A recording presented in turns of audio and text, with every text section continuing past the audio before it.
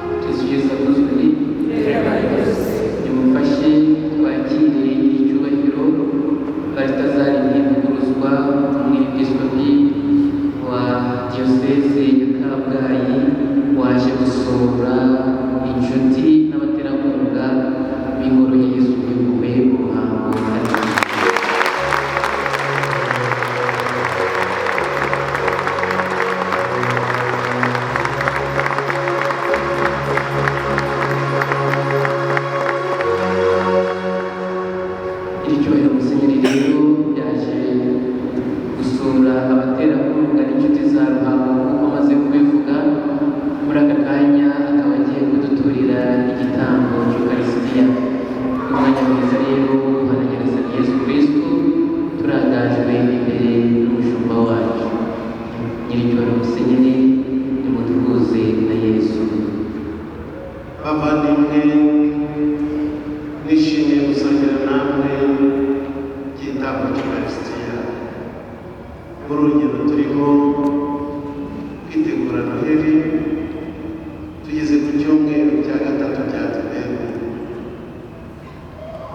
umukiza wacu araje,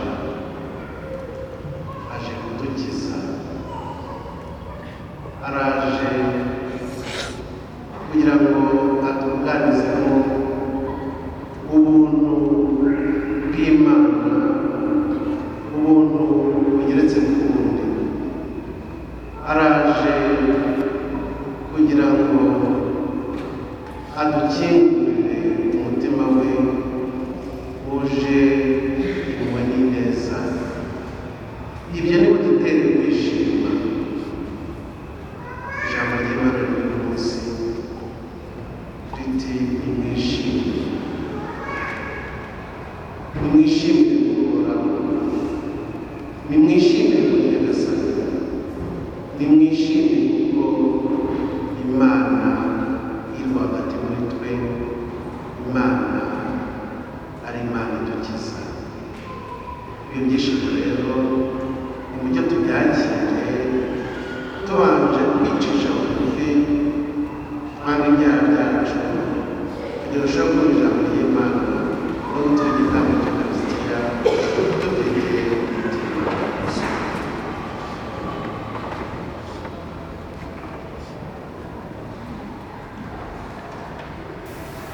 Nemera imbere y'Imana ishobora byose,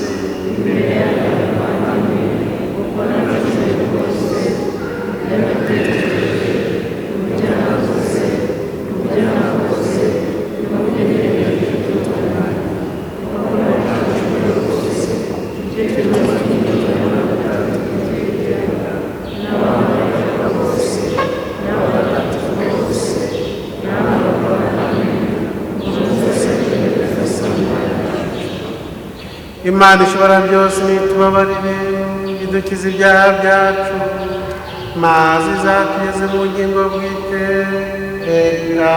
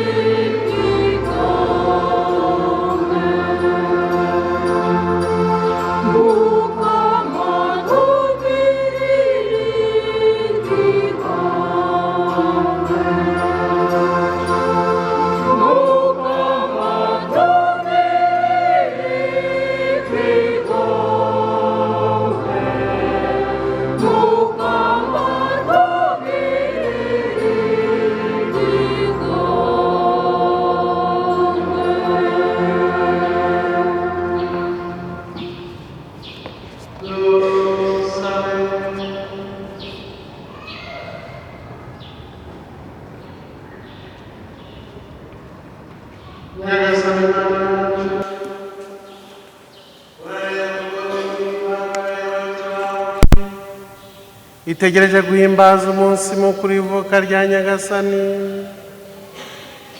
Turakwinginze rero uduhe kugera ku birori by'umukiro w'agatangaza no kubihimbaza nk'ibyishimo bitageruka n'umutima ubikwiye, kubwa Yezu Kristo umwana we n'umwami wacu, Imana Mwana mugatekana mu bwa Roho Mutagatifu, uko ibihe bihora bisimburana iteka.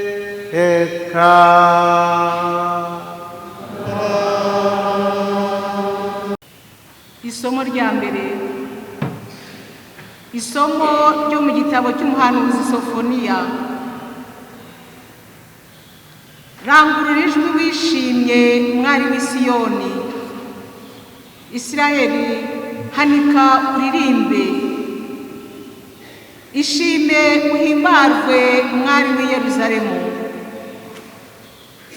Uhoraho yakuvanyeho imanza zari zigushikamiye, yirukanye abanzi bawe.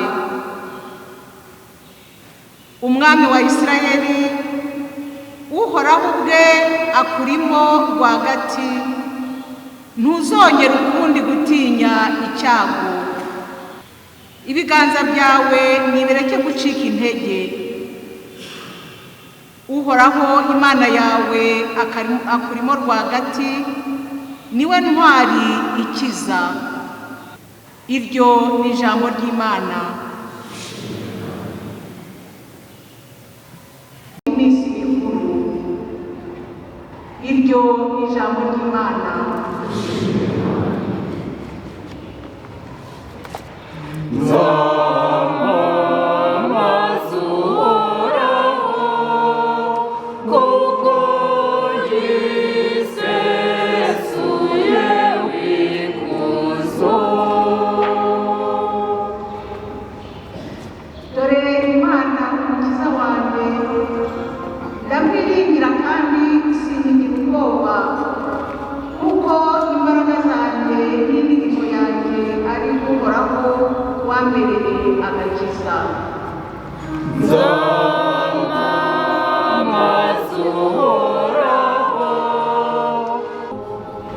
Nimushimire Uhoraho, murate izina rye, nimwamamaze ibikorwa bye mu mahanga.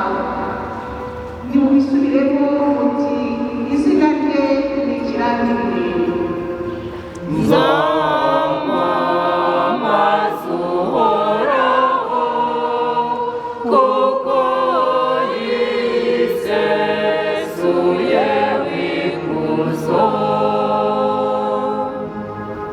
Nimuririmbe Uhoraho kuko yakoze ibintu by'agatangaza, kandi mubyamamaze ku isi hose.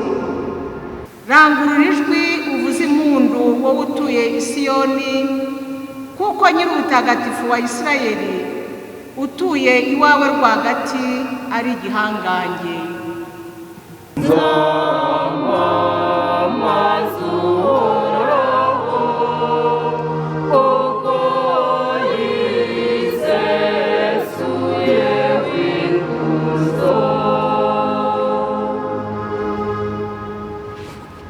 Isomo rya kabiri, isomo ryo mu ibaruwa Mutagatifu Pawulo intumwa yandikiye Abanyafilipi.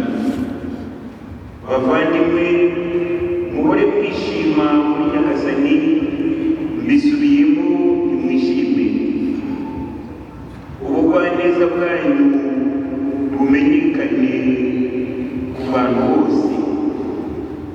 Nyagasani ari hafi. Ntimugire ikibahagarika umutima, ahubwo nimumenyeshe Imana icyo mukeneye cyose, muyisenga, muyinginga, munayishimira. Maze amahoro y'Imana arenze icyitwa ubwenge cyose ahore mu mitima no mu bitekerezo byanyu kuri Kristo Yesu. Iryo ni ijambo ry'Imana.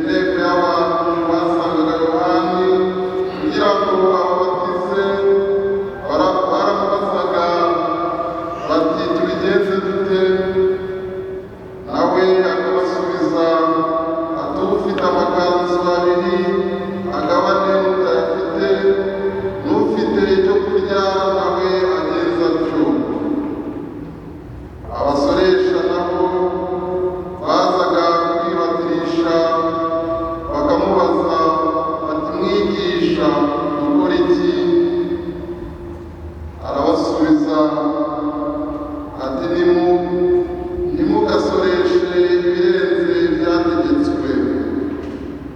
Abasirikare nabo baramubazaga bati twebwe se dukora iki? Arabasubiza ati ntimukagire umurenganya n'umubeshyera, kandi munyurwe n'igihembo cyanyu, kuko rubanda rwari rutegereje kandi bose bibazaga mu mitima yabo niba Yohani ari we Kristo.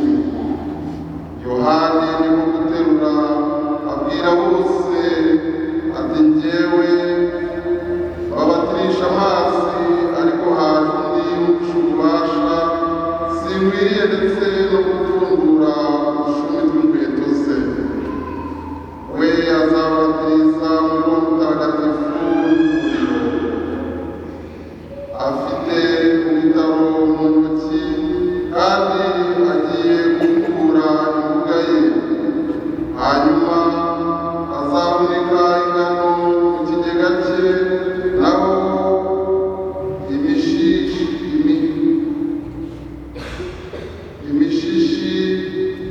imishishi yayitwikishe umuriro utazima. Nguko uko Yohani yahuguraga rubanda mu nyigisho nyinshi, abagezaho inkuru nziza. Iyo ntibatiriraga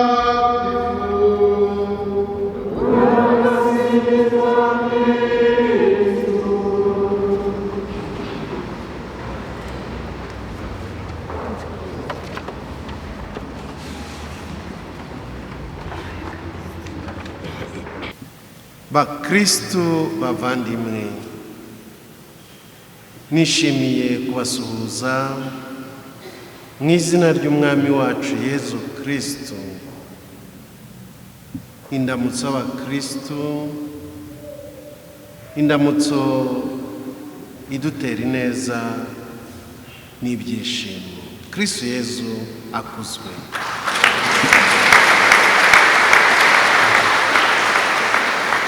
Bavandimwe, nk'uko babibabwiye, padiri yababwiye, nitwa Ntivuguruzwa Balthazar, ni umwepiskopi wa diyoseze ya Kabgayi kuva umwaka ushize.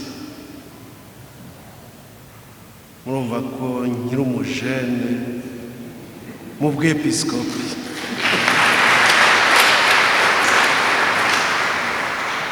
Kuri bamwe wenda nibo bwa mbere duhuye, kuri bamwe nibo bwa mbere tugiye gusangira igitambo cy'Ukarisitiya, kandi koko no kuri njyewe nibo bwa mbere ngiye guhimbaza igitambo cy'Ukarisitiya muri paruwasi nziza yanyu.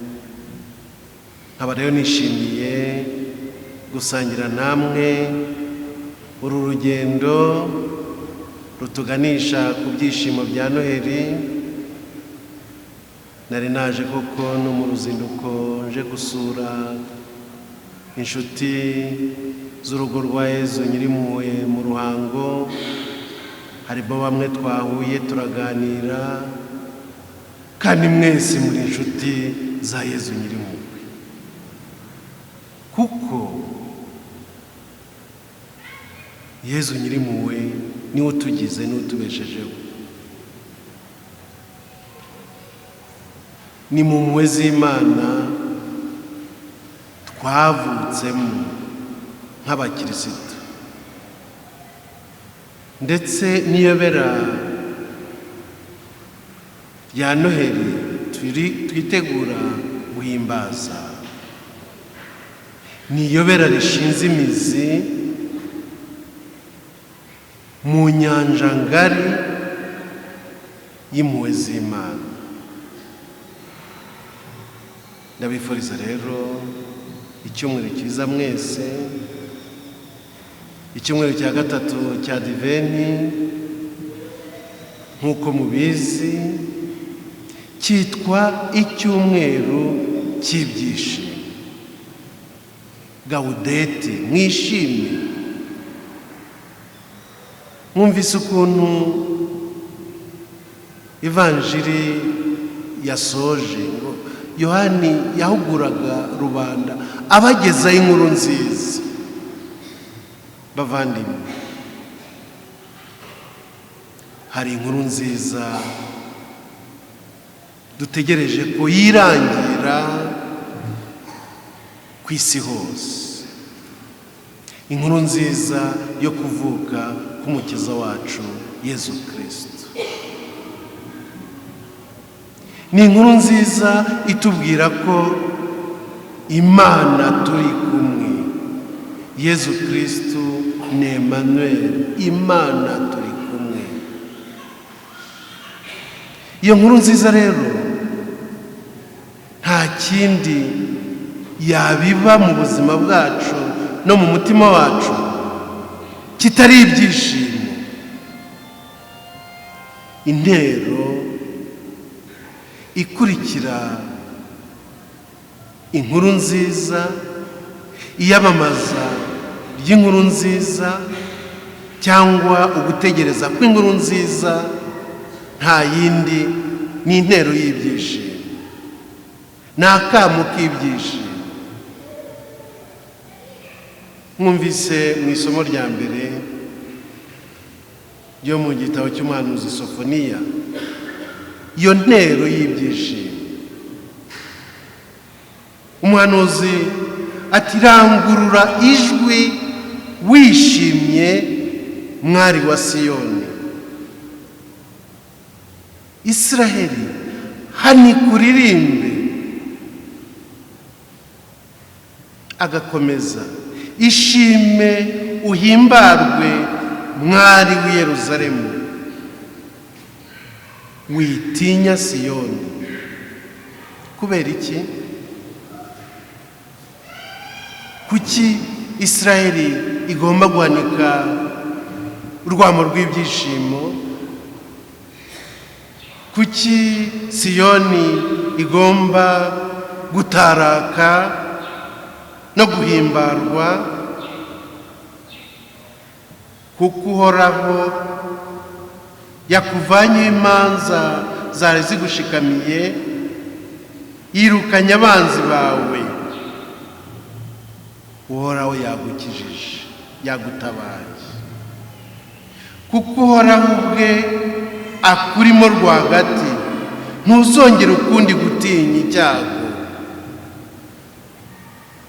Kuko Uhoraho Imana yawe akurimo rwagati, niyo ntwari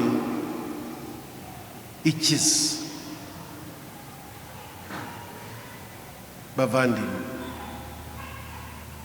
turi kumwe n'Imana. Imana turi kumwe. Imana igendana natwe. Imana ni musangirangendo wacu. Imana isangira natwe akabisi n'agahiye. Imana iradutabara. Imana itubeshejeho. Imana iraturinze. Iturinze ibyago byose. Imana iduha ubuzima. Ibyo ni budutera ibyishimo natwe. Kandi mwumvise umuhanuzi avuga ko ibyo byishimo ntabwo ari ibyishimo by'umuryango w'Imana gusa, ni n'ibyishimo by'Imana ubwayo. Imana ireba umuryango wayo wishimye, ngo nayo igataraka, ngo izishima cyane ku mpamvu yawe. Mu rukundo rwe azakuvugurura, azabyina kandi arangurura ijwi kubera wowe, mbese nko mu byishimo by'iminsi mikuru. Imana yishima ko natwe twishima, ngo nayo irabyina igataraka, ireba umuryango wayo wishimye. Bavandimwe, nimutse dutere ibyishimo yaduhanze. Imana nitwishimire, yishima yibonye ibyiduha tubyakira, yishima iyo dufunguye amaboko tukakira umugisha wayo, birayishimisha. Imana yishima iyo twakiriye umukiro itugezaho, ngo birayishimisha, nayo ikabyina ikishima ndetse ikarangurura ijwi kubera twebwe, mbese nko mu byishimo by'iminsi mikuru, aho buri wese afatanya n'abandi kwishima. Bavandimwe, ibyo byishimo ni nabyo tubona mu isomo rya kabiri ryo mu ibaruwa Pawulo Mutagatifu yandikiye Abanyafilipi. Arabahamagarira kwishimira muri Nyagasani. Kandi mwibuke yuko Pawulo yanditse ino baruwa ari mu buroko. Ntimwumva umuntu uri mu buroko yandika ahagamagarira abavandimwe be kwishima.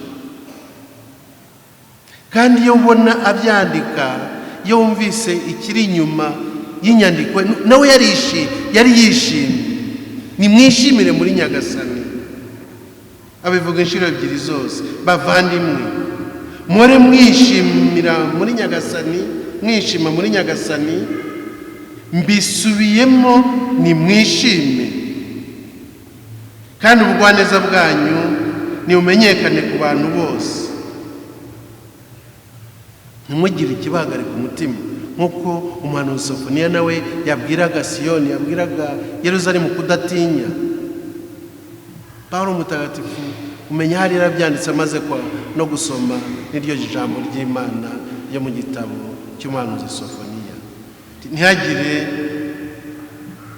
ikibagare ku mutima. Kuki? Sofoniya yavugaga yuko impamvu umuryango w'Imana ugomba kwishima nuko Imana iri hagati muri wo. Pawulo we ati, Nyagasani ari hafi, nimwishime.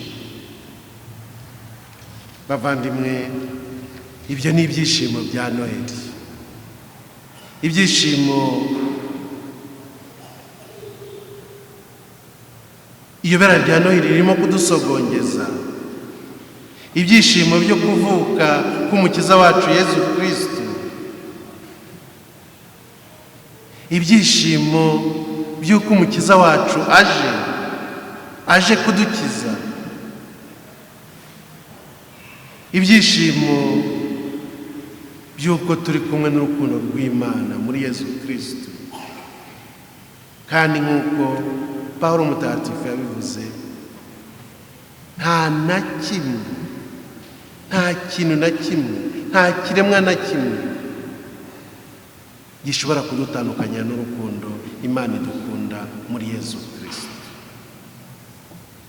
Ari iby'ijuru, ari iby'kwisi, ari iby'ikuzimu, nta na kimwe. Urwo rukundo rero rw'Imana muri Yesu Kristo turimo kwitegura guhimbaza mu iyobera rya Noheli,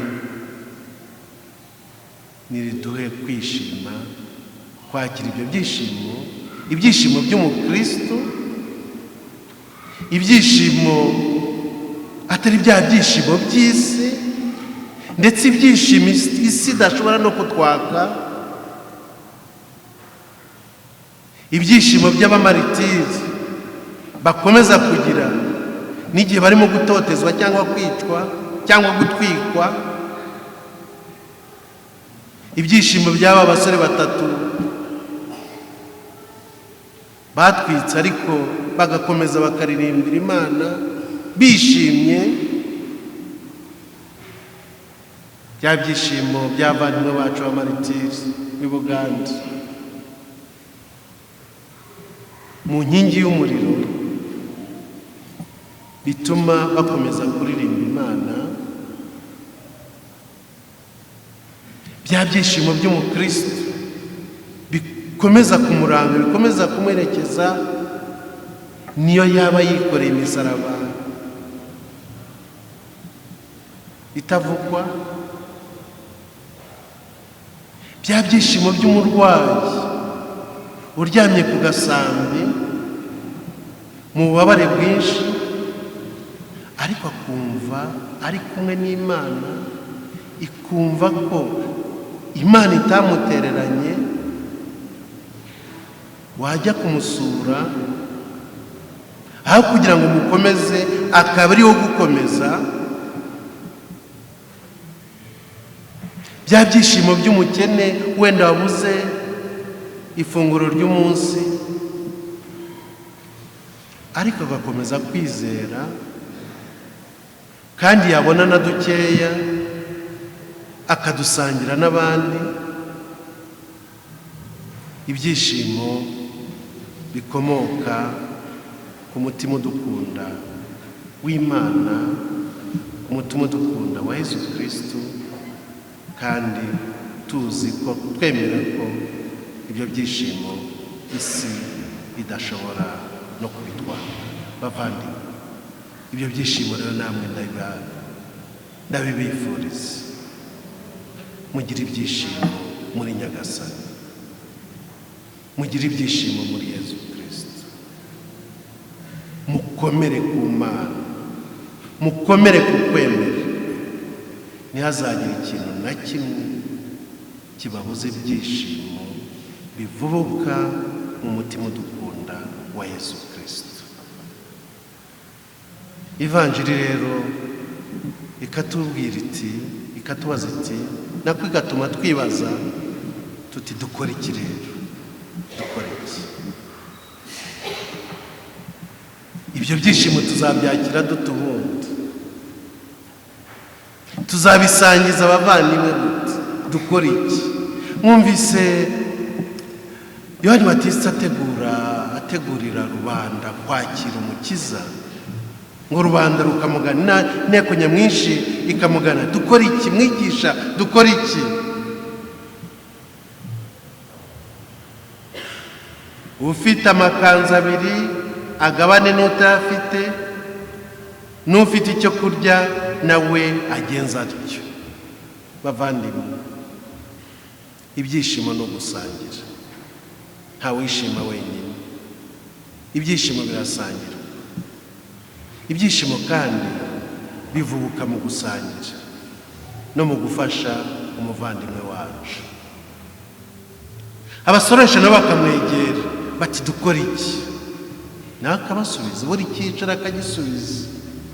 Ntimugasoreshe ibirenze ibyategetswe. Ibyishimo bya Gikristo, ibyishimo bikomoka ku Mana, bijyana no kuba inyangamugayo, no kuba imfura mu byo tuvuga no mu byo dukora, no kwirinda za mpemuke ndamuke. Abasirikare nabo bakaza bati dukora iki? Twebwe se dukora iki? Ntimukagire uwo murenganya n'uwo mubeshyera, kandi munyurwe n'igihembo cyanyu. Ibyishimo bya Gikristo bijyana no kurwanya akarengane no kunyurwa n'igihembo cyacu. Bavandimwe, uyu munsi rero nabwo natwe twibaze tuti dukora iki? Abana, icyo kibazo nabwo ni mukibazo. Twebwe abana dukora iki? Ni mu babyeyi banyu. Babyeyi, twebwe se babyeyi dukora iki? Inshingano z'umubyeyi murazizi. Nta kindi jambo ry'Imana rizatugarura kuri za nshingano z'ababyeyi. Basore n'inkumi, twe dukora iki? Twebwe abasore, twebwe inkumi dukora iki? Abacuruzi dukora iki? Abamotari dukora iki? Abashoferi dukora iki? Abacamanza dukora iki? Abaganga dukora iki? Buri wese mu cyiciro arimo nabaze Nyagasani, urashaka kumva iki? Kugira ngo nkwakire mu buzima bwanjye kandi nakire wa mugisha n'ibyishimo unzaniye.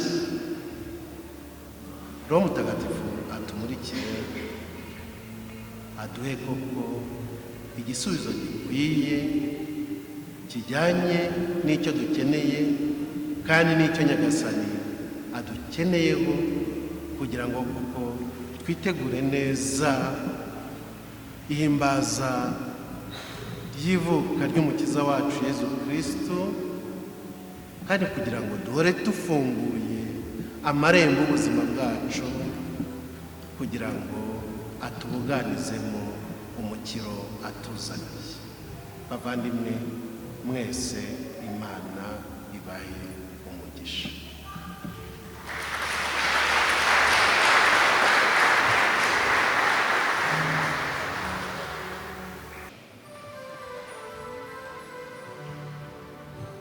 Nemera ko Imana rimwe Amen.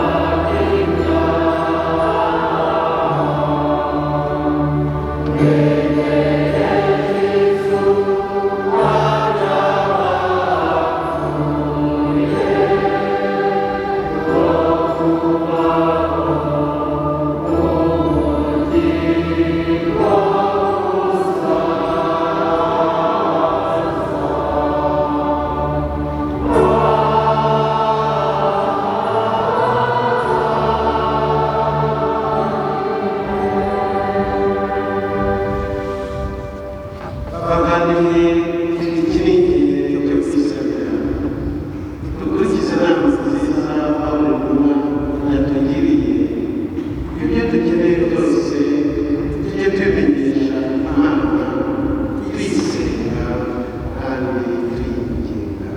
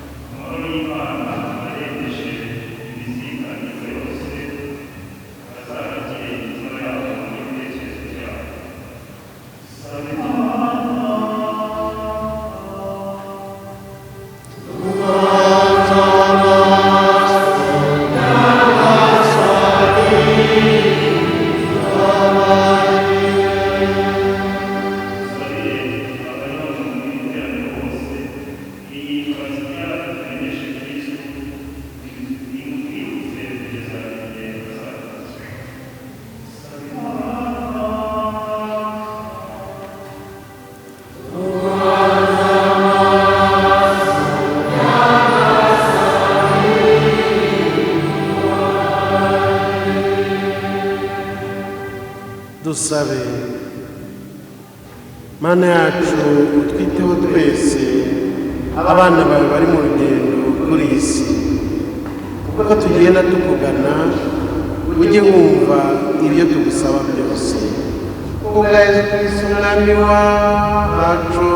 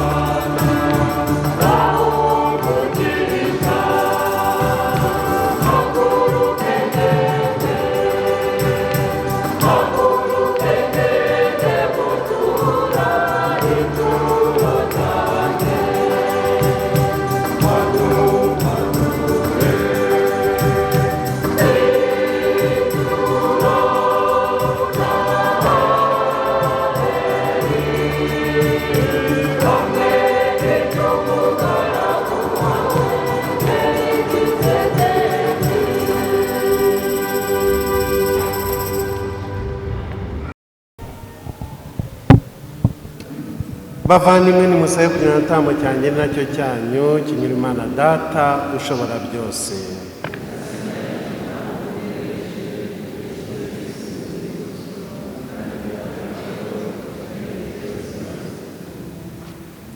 Nyagasani turakwinginze uduhegura tugutura igitambo cy'ubuyoboke bwacu ari nacyo kigenewe kuba isakaramentu bitagatifu waturemeye kandi kikagira ububasha bwo kuduha umukiro wahawe ku bwa Kristo umwami wacu.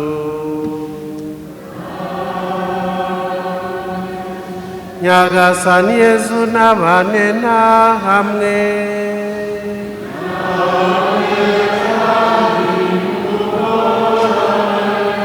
imitima y'inungukira iby'ijoro.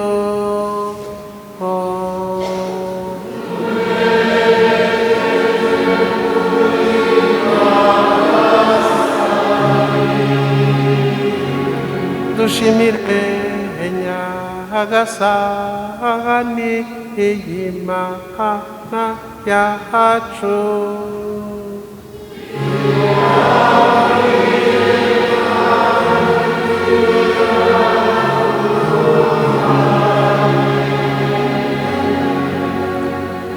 Ni koko birakwiye kandi biratunganye ni wakane agakiza ko tugushimira iteka n'ahantu hose. Nyagasani dawe nyir'ubutagatifu Mana ishobora byose ugahora witeka ku bwa Kristo umwami wacu.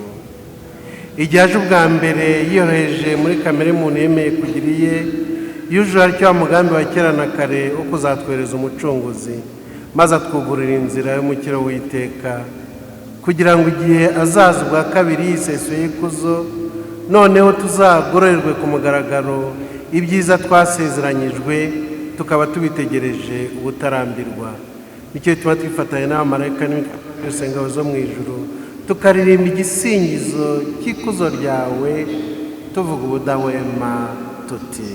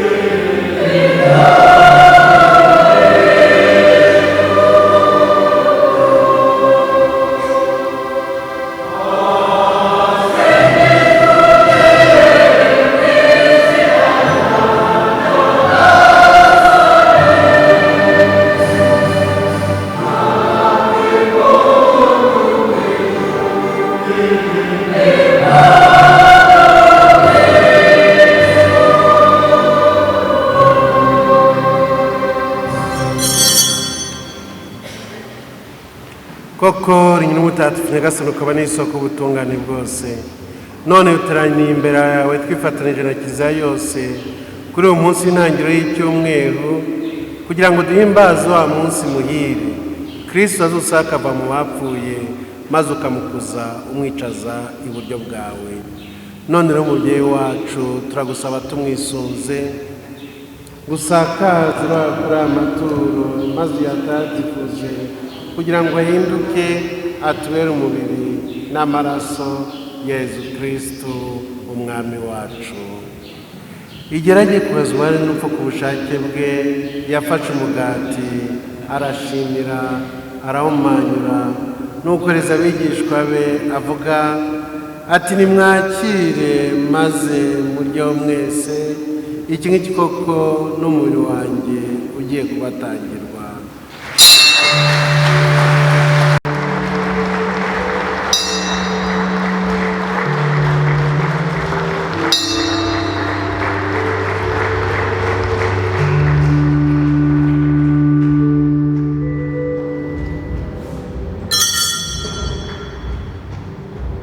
nk'uko aramaze kubigenza barangije kurya afata inkongoro nanone arashimira nukoreza abigishwa be avuga ati nimwakire maze munywe mwese iyi ngiyi koko n'inkongoro y'amaraso yanjye y'isezerano rishya kandi rizahoraho iteka agiye kumererwa mwebwe n'abandi bose kugira ngo mugirirwe imbabazi z'ibyaha. ibi mujye mubikora n'urwibutso rwanjye.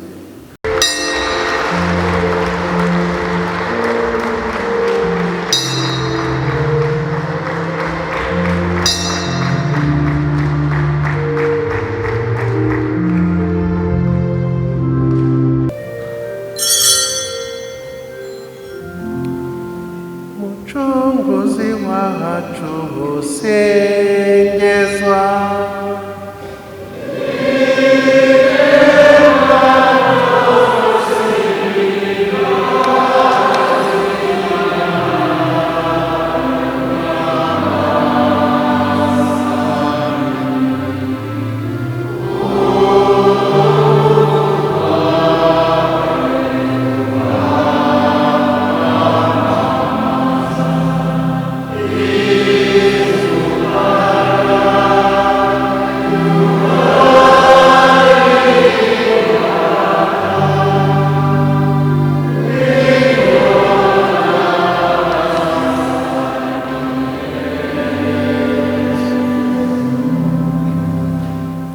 none na Nyagasani mu gihe two kuvuzuka by'umwana wawe tugutuye umugabo utanga ubugingo hamwe n'inkongoro y'umukiro tugushimira ko watumye tuberaho kubushengerera tugagoreza amaturo kandi turakunyenga twiyoroheje ngo twe bwasangira umubiri n'amaraso bya Kristo Roho Mutagatifu duhuze twunga ubumwe.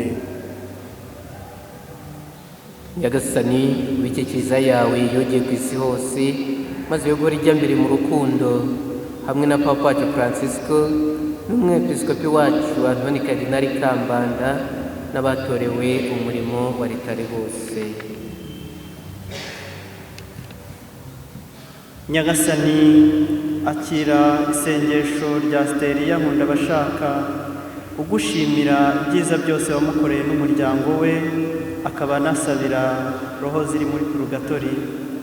Wibuke kandi n'abavandimwe bacu bapfuye bafite ubwizere bwo kuzazuka hamwe n'abandi bose bapfuye usanzwe ufitiye impuhwe maze ubakirire mu rumuri ruguturukaho. Turakwinginze ngo natwe twese utugirire impuhwe maze tuzashobore kugira umwanya mu bugingo bw'iteka hamwe na Bikira Mariya umubyeyi muhire w'Imana na Yosefu Mutagatifu umugabo udahinyuka n'intumwa zawe ntagatifu na Mutagatifu Vincent Paroti n'abandi batagatifu bose bakunyuze uko ibihe byagiye bisimburana, nuko hamwe nabo tuzagusingize tukurata ku bwa Yesu Kristo umwana wawe.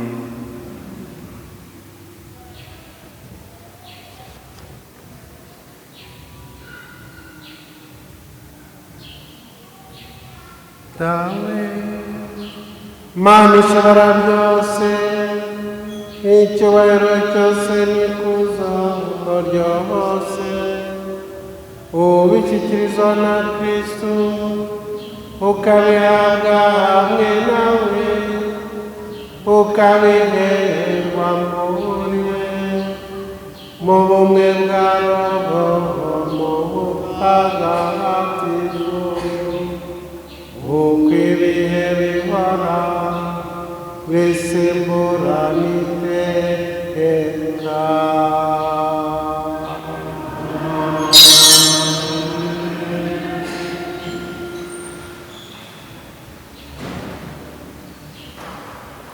Nk'uko twabwirijwe n'Umukiza akanabidutegeka kandi ubwo akabitwigisha. Dutinyutse kuvuga tuti dahure mu ijuru, izina ryawe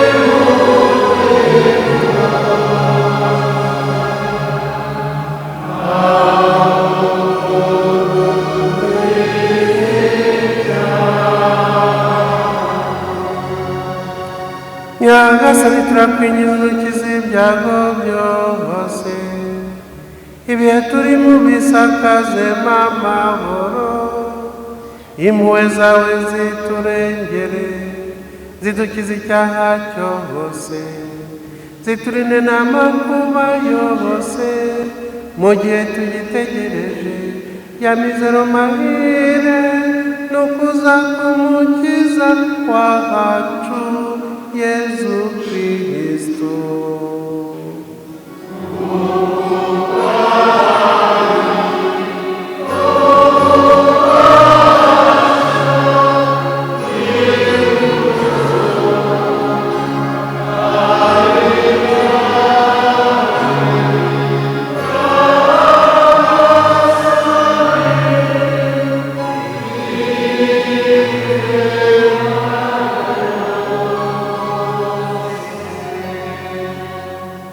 Nyagasani Yesu Kristo wabwiye intumwa zawe uti masiye bambaye amahoro yanjye, ntibite ku byaha byacu ahubwo uhite kwemera kwa kiliziya yawe, maze ku bushake bwawe y'amahoro kandi wumve mu bumwe wubahe iteka iteka ryose. Nimugire iteka amahoro ya Nyagasani. nimwifurizanye amahoro.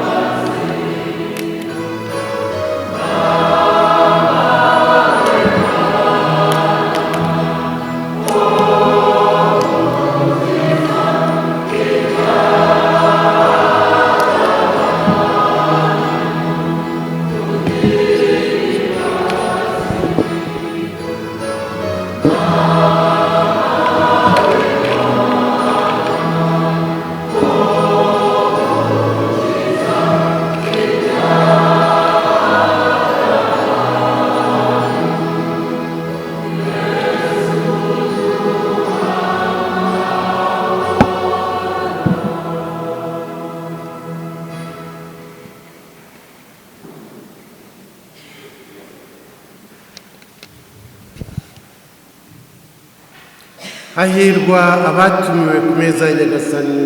Dore ntama w'Imana, dore ukiza ibyaha by'abantu. Nyagasani sinura kurakara umutima wanjye, hafi ijambo ry'ubusa. Umuriro wa Kristo utubesheho, uzatugeze mu bugingo bw'iteka.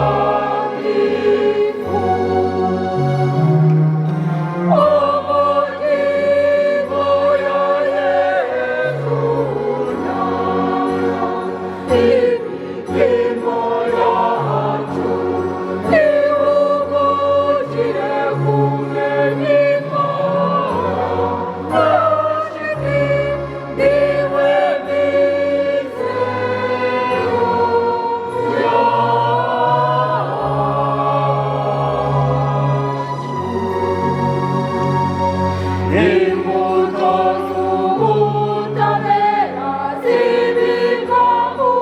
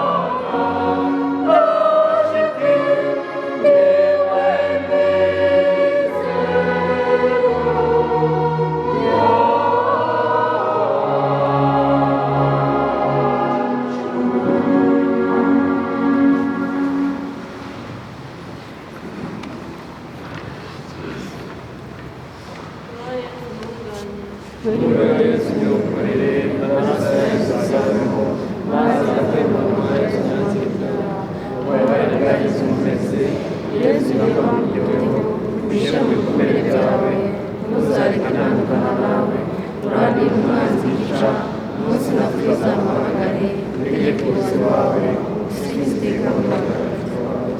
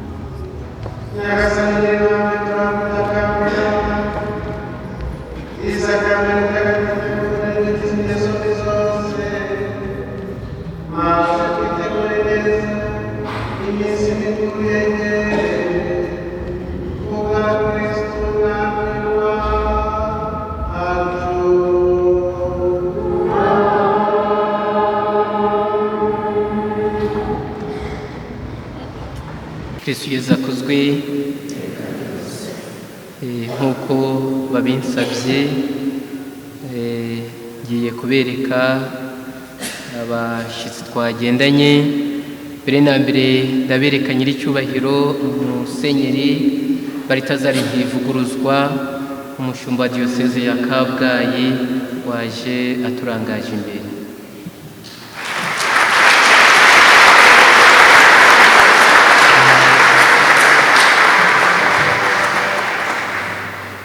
Twazanye kandi na gurupe y'abakorera ubutumwa kwa Yezu Nyirimpuhwe, aho bari hose nibahaguruke.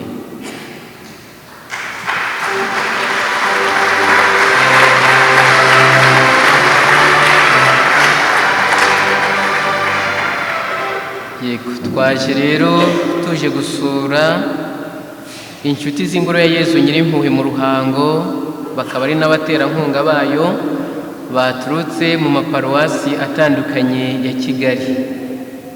Ni bahaguruke nabo aho bari mu basuhuza.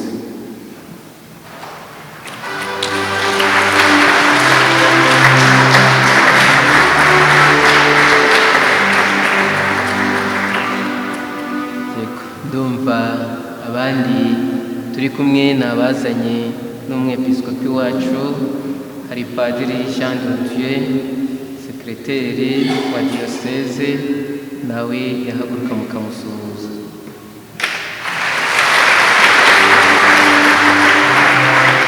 Ndabona kandi n'umubikira nawe twazanye, nawe yahaguruka akabasuhuza.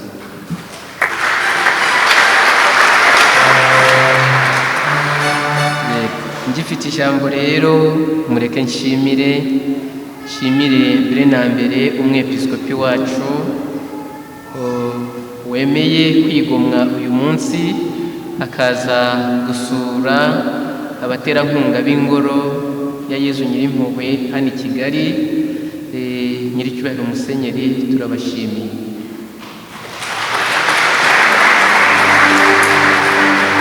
Nshimiye kandi na paruwasi ya Gikondo yatwakiriye. Muze kunshimirira Padiri mukuru w'iyi paruwasi waduhaye kiliziya ngo tuyituriyemo igitambo cy'Ukarisitiya, kandi akaba yadutije na sare aho twagiriye inama, nawe turamushimiye.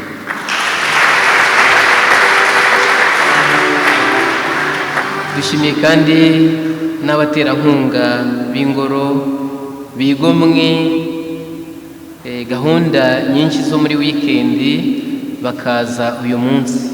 Ubundi ni benshi, ariko uyu munsi twaje turi bakeya, bivuga ko hari za gahunda nyinshi.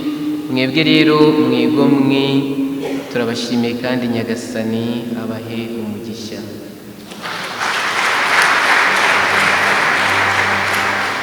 reka rero ntumire umwepiskopi wadutura igitambo cy'ukarisitiya. Birashoboka ko afite ijambo ryiza ryo kongera kutubwira. Nyiricyubahiro mwigira imbere nuko tugezeho akaba ari ku mutima.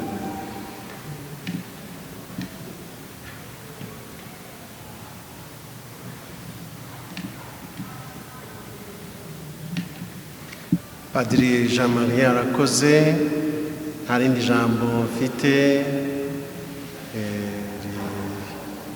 risumbye iryo twasangiye kandi twagejejweho n'ijambo ry'Imana ry'iki cyumweru. Gusa nagira ngo nongere nanjye mbashimire bakristu ba paruwase ya Gikondo. Ntabwo ino misa mwayitumiwemo babwiye ko tuzaza, mwaje kugira ngo dusangire igitambo cy'ukarisitiya. Kandi hagati aho ngaho ndanashimira na nyiricyubahiro Kardinali Antoine Kambanda, nawe wanyemereye kuza hano kugira ngo dufatanye igitambo cy'ukarisitiya. Turimo kugana ku birori bya Noheli, ubwo harimo abo tutazongera kubonana hagati aho ngaho. Ndabifuriza Noheli nziza, kandi nabo tutazabonana mbere y'impera z'umwaka na mbere y'intangiriro z'undi mwaka. Nagira ngo bifurize gusoza umwaka neza, umwaka wa 2024, kandi ndabifuriza umwaka mwiza, muhire, uje imigisha, uje neza, uje amahoro y'Imana, umwaka wa 2025.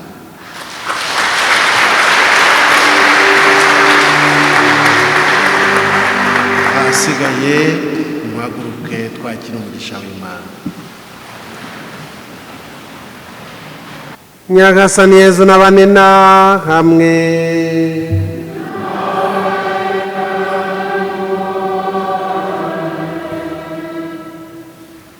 Mwe mwemera ko umwana w'ikinege w'Imana yaje mu bantu, mukamutegereje kuza kwe yuje ikuzo. Imana ishobora byose kandi igira impuhwe, niba atagatifurije umucyo w'urumuri rw'uwo mwana wawe ugiye kuza, maze abasenderezeho umugisha wayo.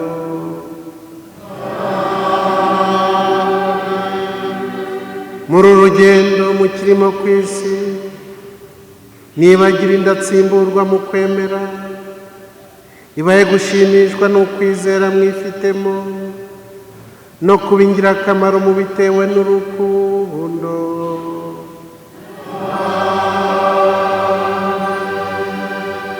Kugira ngo mwe abishimiye kwakirana ubwuzu umucunguzi wacu ugiye kuza muri kamere muntu, muzashobore kumusanganira igihe azaza ubwa kabiri yuje ikuzo, mukazahabwa ibihembo by'ubugingo buhoraho iteka.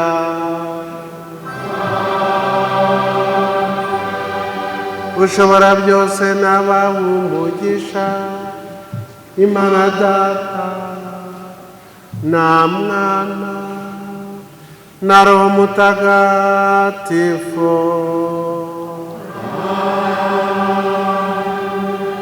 Nimujyana amahoro ya Kristu.